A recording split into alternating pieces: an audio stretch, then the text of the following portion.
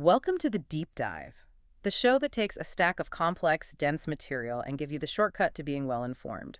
We don't just summarize, we synthesize the nuggets of knowledge that truly matter. And today we are plunging into a world where politics and ancient magic are just fundamentally inseparable. Yeah, they really are. Our source material is the rich narrative tapestry of the Charnel Prince, and we're focusing on the collapse of a great kingdom, Crothany, under the combined weight of political betrayal and this creeping pestilence. Okay, so let's break this down for you. Our mission is to integrate three massive interlocking narratives. First up, we've got the precarious political state of Queen Muriel Dare. She's basically fighting a shadow war inside her own court. A really dangerous one. Then second, we have to look at this dark spreading corruption. It's all linked to this ancient figure, the Briar King, and the church's response is, well, it's alarming. To say the least. And third, we're going to follow this desperate secret quest to retrieve the only viable heir left, Princess Anne. And you have to understand, this is a kingdom in total crisis. I mean, the violence really kicks off with the death of King William and the loss of several of their daughters. But it all escalates during this terrifying period the sources just call the Night of the Purple Moon. Mm-hmm. And that seems to be the absolute starting line for all the uncanny chaos that follows. It's like that dark celestial event gave both mortal traitors and these ancient magical threats the green light they needed to strike. So let's start where they do, right at the center of that political storm with Queen Muriel. Right. We find Queen Muriel Dare carrying this just immense burden. It's grief, it's command, and she's operating entirely in the shadows. And the source takes us to a place called Eslan of Shadows, which is literally the city of the dead. Right, and it's during this ritualistic period, the Shadow Days, we've got the Festival of St. Timnosnot, Sveranon priests, soul cakes. This isn't just a political setting. It feels deeply spiritual. Well, that immediately establishes her desperation, doesn't it? She can't trust her living council, so she resorts to the dead. She's conducting this highly secretive and really dangerous channeling ritual. She wants to speak with her deceased friend and confidants, Fastia and Aaron. Yeah, and in this world, channeling the dead isn't a casual thing. It drains the practitioner. It risks attracting unwanted attention. The fact that she's willing to do this just shows the absolute total isolation she's feeling politically. And the advice she gets back it's horrific. It's not comforting, no. Not at all. When she speaks to Aaron, the dead servant's voice doesn't offer comfort. It offers this chilling prophecy. Aaron warns her explicitly of betrayal. And even more starkly, predicts that Muriel will make seas of blood in the end. And then adds that this outcome is necessary. I mean, that changes everything about her rule, right? She isn't just reacting to a coup anymore. She's being told by the ghost of her most trusted advisor that mass inevitable bloodshed is her destiny. And her only path to survival. Exactly. The burden of that prophetic mandate, must weigh on every single decision she makes after that moment. It's not just a warning. You could almost read it as permission to abandon mercy. And this feeds directly into the most critical decision she makes next, securing the safety of her last remaining heir, Princess Anne. She entrusts Sir Neil Mectrin, who she believes will never betray me, with the sole mission of retrieving Anne. And she insists he travels utterly alone. The logic behind sending him alone is, I think, a really profound insight into the total systemic failure of her government. She makes this specific calculation. She says, if I trust any other than you with her location, I compromise that knowledge. And open my daughter to even greater danger. Right. Muriel basically views her entire court as a sieve, a network of betrayers. She's literally gambling the continuity of the royal line on one person's capacity for absolute secrecy and loyalty. And the fact that she's willing to send away the only man she trusts, that leaves her completely exposed in the capital. It underscores the absolute danger she perceives right there inside the castle walls. So she is isolated, she's exposed, and she's operating on a prophecy of bloodshed. What kind of political climate is creating this level of distrust in Eslan? Well, the source notes she's using some pretty unconventional methods. She has these secret observation points, like something called the War Hearth, to spy on her own court. And on the powerful governing body, the Comven. The Comven is crucial to understand here. It's not just some royal council. It represents the entrenched aristocratic and religious power structure. And their opposition, which is spearheaded by the supposedly dead Prince Robert. It's not based on her being incompetent, is it? No, it's based on perceived unfitness for rule. And they're specifically targeting her remaining son, Charles. So what are their key arguments against him? They label Charles as saint-touched, which, sounds like it could be a compliment. But it's not. No, in this context, it's deeply undermining. It's just he's maybe too fragile, too spiritually oriented for hard governance. And then the coup plotters cite the critical political fact that Charles cannot father an heir. And that's the whole justification. That's their entire justification for usurpation. If the ruling line can't reproduce, they argue, the kingdom faces this perpetual instability, and it needs a strong leader right now. So Robert and the common are using the sanctity of the succession and Charles's supposed infertility to mask what's really just a naked ambition for power. Exactly. They present their treason as a necessary practical solution to what is, at its heart, a biological problem. This political maneuvering then turns violently physical when Muriel gets a cryptic warning. Yeah, a woman named Alice Berry, a former Coven trainee, manages to get a note to the Queen. It warns of an assassination attempt and points her toward the darkest corners of the castle. And this warning leads Muriel right to the heart of the conspiracy, deep in the dungeons. She discovers the Sefri Keeper who's guarding a forbidden chamber. And this scene is terrifying, not just because it's a dungeon, but because of the gratuitous cruelty the conspirators have used. The Sefri Keeper's job is clearly communication, maybe containment through sound, but the source details that his eardrums have been punched out. Yeah, silencing the music and conversation, that was his entire purpose. It's a purposeful act of dehumanization. So what does this tell us about the conspirators' methods? This seems targeted. It tells us they fear not just testimony, but the unique, the uncanny abilities of the Sefri. There seem to be a kind of people in this world who perceive or interact with reality differently, maybe through sound or vibration. So by destroying his hearing, they weren't just torturing him. No, they were trying to negate his very nature. This isn't clumsy treason, it's calculated evil. It indicates they're allied with forces who understand exactly how to break this world's uncanny defenses. But even brutally mutilated, the Keeper indirectly provides a massive clue. He does. A captive inside that forbidden chamber, Quisquane, bypasses the Sefri's ruined senses and speaks directly into Muriel's mind. And Quisquane drops two world-altering revelations.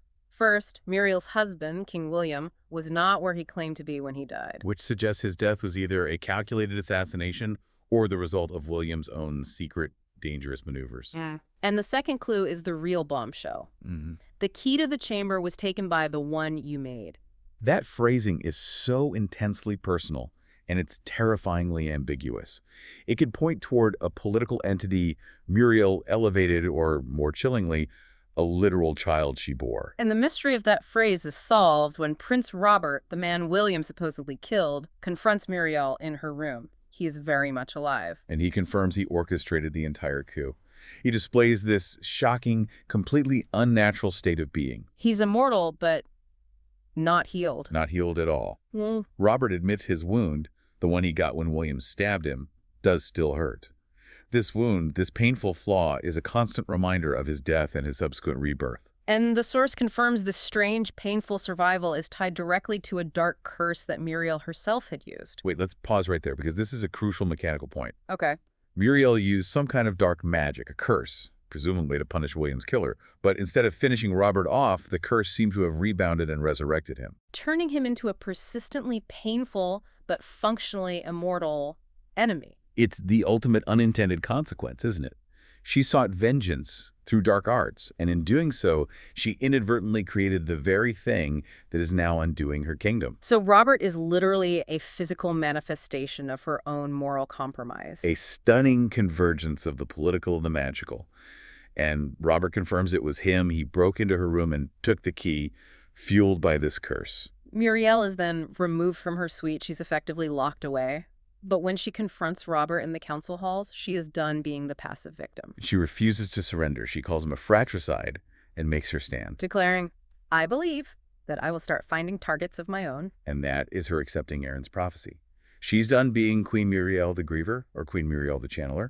She is now Queen Muriel the Target Finder, initiating a direct, violent conflict. The problem is her capacity to fight is severely hampered by a much larger, darker threat that's tearing the kingdom apart from the outside in. A threat which her conspirators are actively exploiting. Right. Muriel needs a stable kingdom to fight for, and the magical chaos spreading across Crothany is undermining her ability to even govern. Which brings us to the Briar King.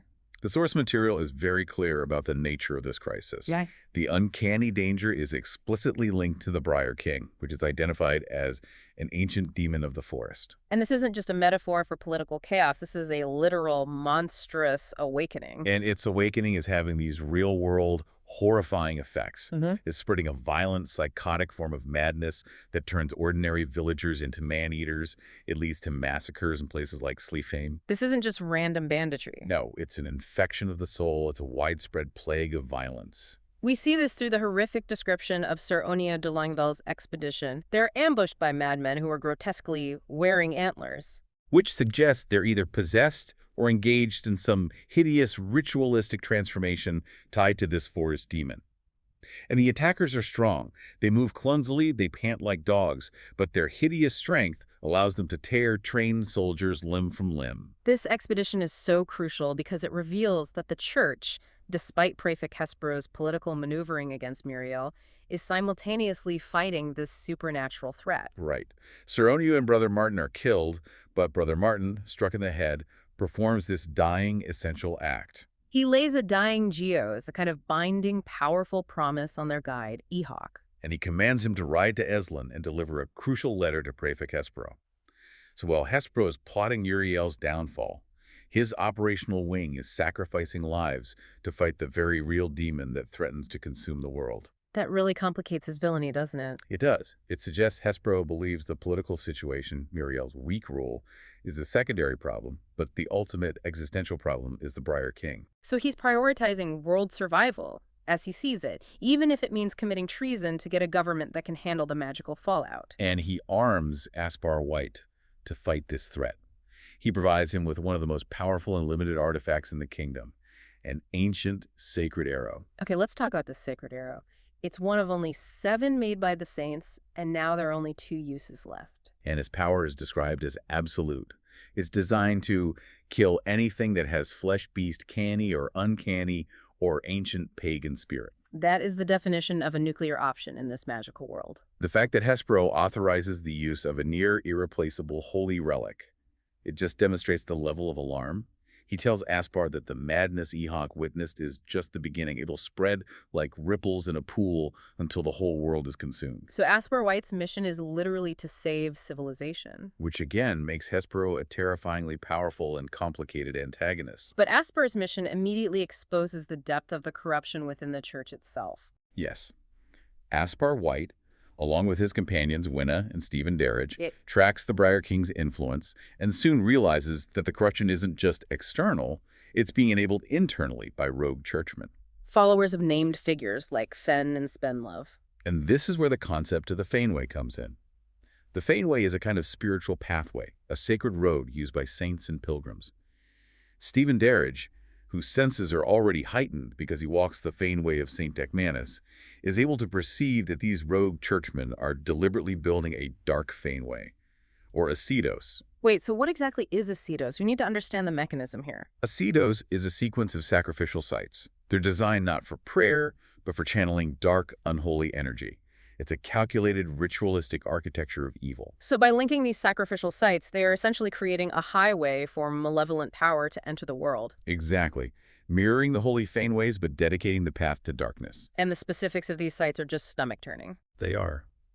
The sources describe the scenes found at the Cedos in detail.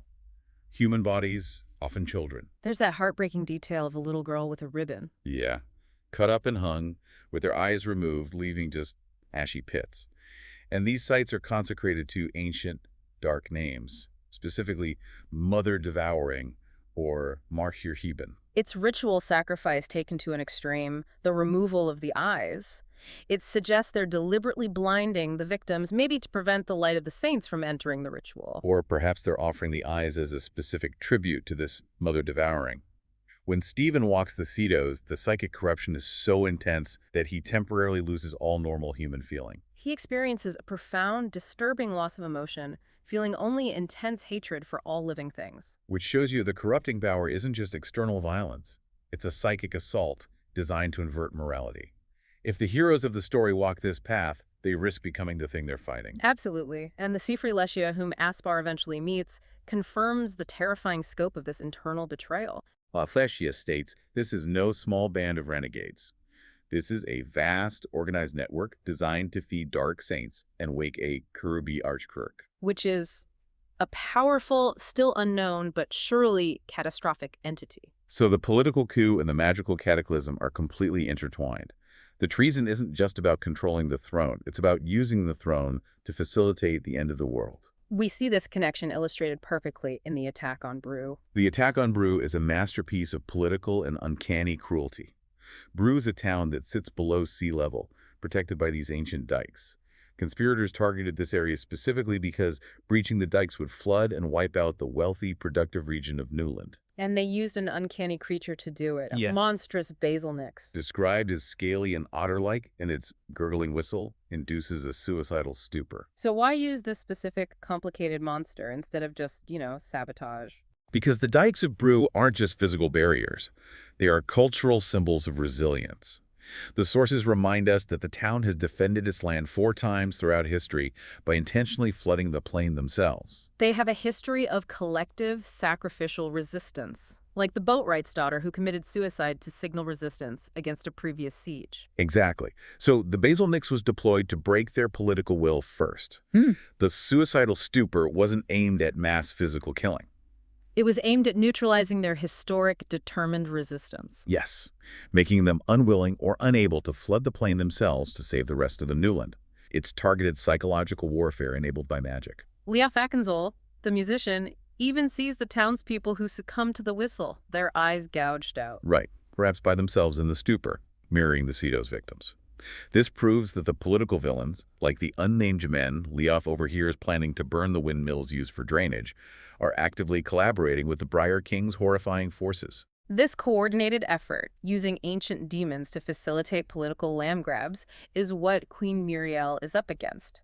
While the capital and the forests are tearing themselves apart, her last hope, Princess Anne, is fleeing across the south. Which leads us to our third narrative, the quest for the heir. Sir Neil Mechverin's quest for Anne requires absolute secrecy and constant vigilance.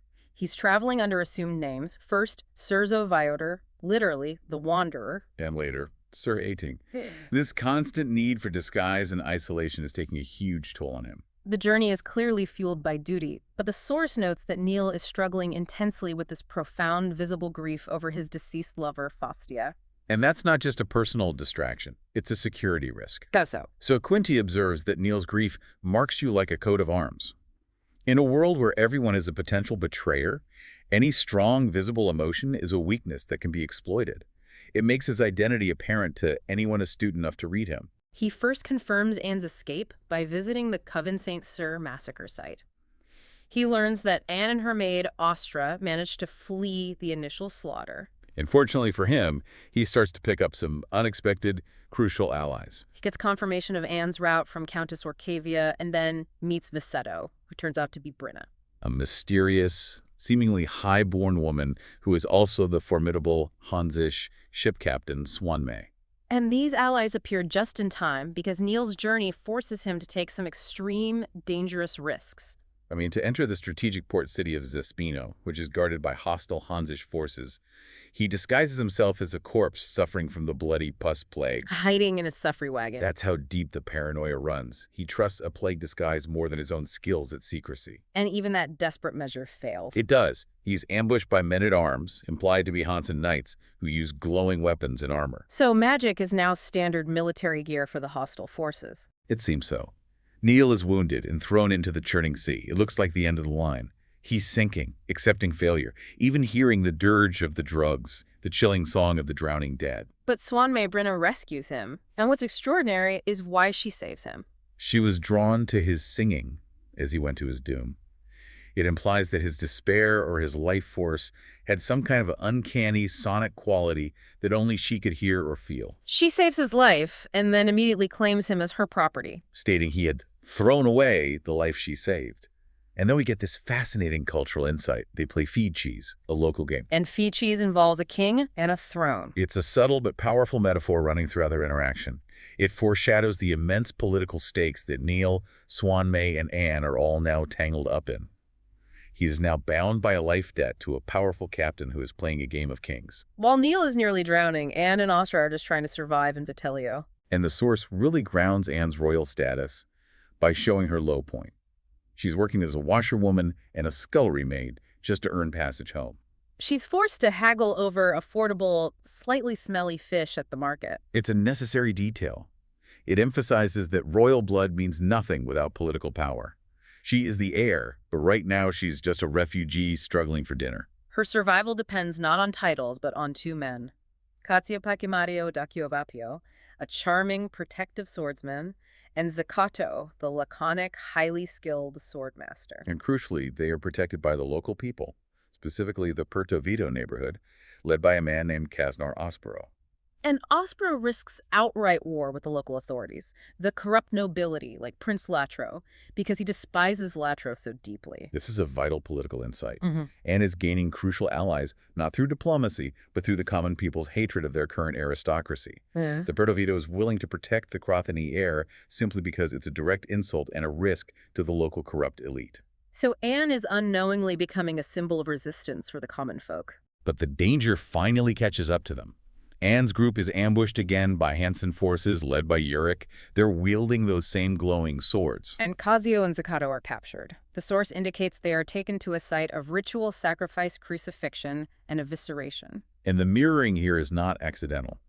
The fate intended for Anne's protectors is identical to the horrors found at the Dark Cedo sites. So this confirms that the Hansen forces, who are supposedly just supporting Robert's coup, are either deeply allied with or actively practicing the same dark rituals as Fend and Spenlove's rogue churchmen. The political and the magical enemies share the same execution methods. Yeah. Anne is captured by Roderick of Dummerall, who was previously her admirer, and in a moment of just deeply pathetic confession, Roderick admits he betrayed her entirely due to his family duty. And he intends to marry her quickly for protection, which would, of course, legitimize his family's claim to the throne through her. This is where Anne ceases to be a victim. It is the defining, transformative moment of her character arc. Her response is incredible. She executes a dark, magic curse taught to her by the mysterious faiths. She kisses Roderick, pushing all the darkness in her heart into him, which results in him mentally erasing his own face and just collapsing into sobbing screams. Okay, let's talk about the mechanics of this curse. What exactly is the darkness in her heart? Is this shinecraft? Is this a standard spell? The sources suggest this is a specific, personalized use of uncanny power. Perhaps a kind of sympathetic magic or an extreme psychological assault enabled by the faith's teaching. It's an internal power source, her own trauma and grief weaponized. This is the moment she crosses the moral Rubicon that her mother, Muriel, had previously warned her against. She's no longer just the princess who fled. She's a princess who could destroy men with a kiss. And the mysterious faiths, these unseen, potent women who guide her, confirm her growing, dangerous strength. They tell her she has two distinct paths. Either return home immediately or confront her captors directly. And they warn her that choosing the latter path will risk the world. And Anne chooses the risk. She chooses action over retreat. She chooses confrontation. She's no longer just the heir. She's an active force, a newly forged weapon of uncanny power, riding toward the same capital where her mother is imprisoned and her enemies are entrenched. It's an incredible shift. We've established the political realm is corrupt, the church is compromised, and the rightful heir is now steeped in powerful, possibly dangerous magic.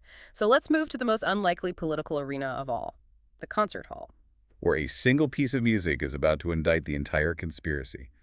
The character of Leof Akenzal, the minstrel, provides a fascinating parallel narrative to the war and the coup. And Leof sees music not just as art, but as a political and spiritual force. He insists that music should move the human soul, and he's rejecting the church's explicit demand for sterile art. He demands that his compositions provoke joy, pride, tenderness, peace, and above all, hope. He believes, just as Muriel observed, that music is inherently magical, like a spell. He's a dedicated musical theorist, training the girl Mary on the hammerharp. And deliberately using specific compositional techniques involving the highly political modes. The modes are key to understanding the church's repressive cultural control, aren't they? Absolutely. The sources specifically mention the precarious shift from the seventh mode of despair to the third mode of hope. The church explicitly forbids the use of the seventh mode. Why? They claim it has a disharmonious influence on the humors. and that it could potentially provoke melancholy and madness. So the church sees specific musical arrangements not just as entertainment, but as a kind of spiritual technology. A technology that must be controlled because it can influence the populace politically and psychologically. Leof is walking a very thin line by experimenting with modes the church considers dangerous. He is. And fate thrusts him into the role of an accidental spy. He and Mary are forced to escape a military raid at Lady Graham's manse. Which is likely part of Muriel's counter-coup in the capital. While hiding, they overhear the conversation that confirms the entire state of play. They overhear Prefect Hespero and Prince Robert finalizing the coup plan. Robert confirms Mary's assertion that it was indeed the dead prince they heard. Cementing the magical element of the treason for Leof, and most critically, Hespero agrees to lend his word to the plot. That phrase, lend his word, is everything. It is. It means the powerful religious leader is officially sanctioning the political overthrow. The coup is no longer just treason. It has the full spiritual backing of the prefect. Giving the conspirators immense moral high ground and legitimacy in the eyes of the populace. Leof, having escaped and heard the conspiracy from the mouths of the powerful, realizes that, swords are not his weapons. His only weapon is his art. And he decides to use his newly finished composition to warn the Queen and the thousands of people gathered. This leads to the grand concert at the massive Candle Grove Assembly Ground. His piece is a dramatic opera written for a massive 30 instruments, which is a logistical feat in itself. And the subject of the opera is the historical Brood Dyke incident. The same disaster that the current conspirators were trying to replicate using the Basilniks. This is brilliant political theater. He's doubling the impact. He isn't just telling a story, he's drawing a direct parallel between historic disaster and current treason.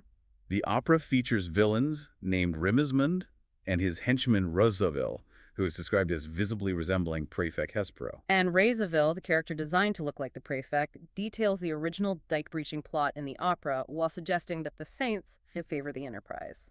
Leof is using art to publicly, unequivocally accuse the prefect of conspiring against the kingdom.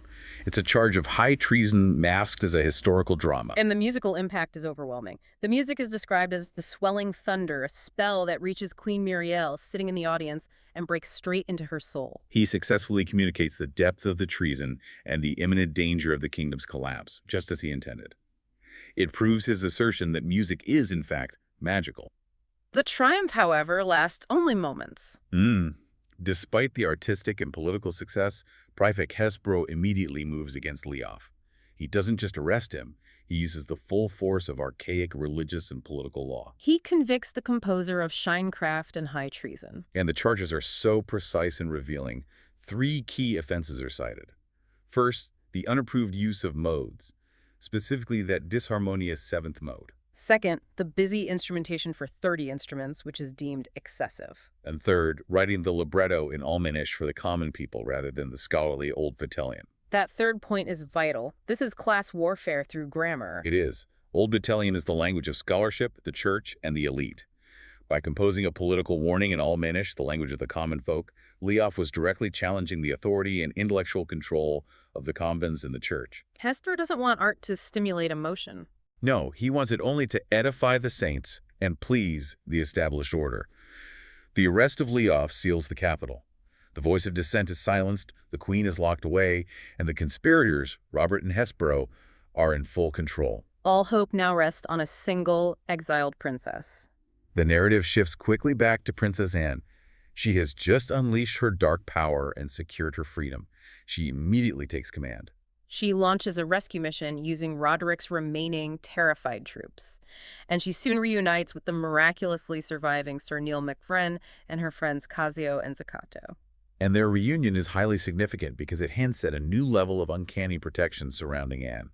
They survived the ritual sacrifice site, suffering horrific wounds, but they're healing rapidly. The healer who attends them notes something curious. Whoever shot Zaccato was intentionally trying to wound, not kill. This intentional wounding, coupled with their rapid recovery, suggests a few possibilities. Perhaps Anne's power, or the faith's influence, is already creating an aura of protection around her allies. Or maybe the dark forces need them alive for some later, deeper ritual. It's possible. Zaccato, ever the cynic, credits the saints. Though he makes it clear he despises the idea of having his life saved. only to be dragged into a war he doesn't want to fight. Regardless of the source of their recovery, Neil is utterly thrilled to serve Anne. He notes the profound, dramatic change in her. He says, she had been a girl, now she was something much stronger. He recognizes that the princess he was sent to find is now a leader worth following. Anne has fully embraced the transformation forced upon her by betrayal and war.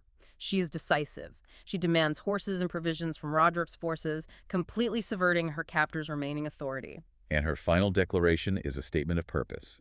By tomorrow's sunrise, I ride to Eslan. The stage is set.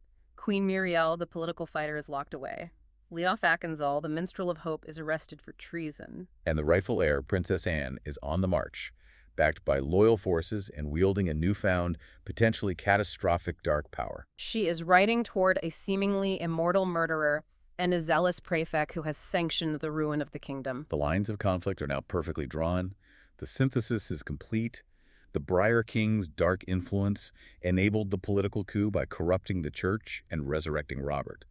Political power, magic, music, and art are now all weapons in this singular existential war for Crothany. So here is the central knowledge we've synthesized for you today. Crothany is facing not just a political crisis, but a magical cataclysm enabled by those same political figures. You have Prince Robert, the resurrected fratricide, and Prefect Hespero, the fanatical coup leader, who is also fighting demons with sacred arrows. They control the state. What stands out when you look at the full picture is the sheer cost of survival. Muriel had to turn to necromancy and political ruthlessness. And Princess Anne, the kingdom's sole hope, had to deploy a dark curse, embracing the shinecraft that her own mother warned her away from, simply to survive and reclaim her throne. The most uncomfortable truth, the nugget you need to take away, is that the mechanisms of salvation and the mechanisms of darkness have become completely intertwined. Yeah, Robert's immortality, the central obstacle to peace, is a direct byproduct of Muriel's own dark vengeance. Hespero is committing treason to ensure the kingdom survives the Briar King. We are left with Princess Anne, the new leader, riding to confront a man who cannot die and a religious figurehead who genuinely believes he is fighting for the saints. So if the established holy methods, the sacred arrows, the traditional laws, are insufficient to save the kingdom, and the price of victory is using the enemy's own dark methods, what does salvation truly look like? When Anne Dare finally takes the throne, will her growing shinecraft save Crothany from external darkness, or will it merely initiate a new, deeper darkness within the heart of the royal line? That is the dangerous question you are left to ponder as the princess rides toward Eslan.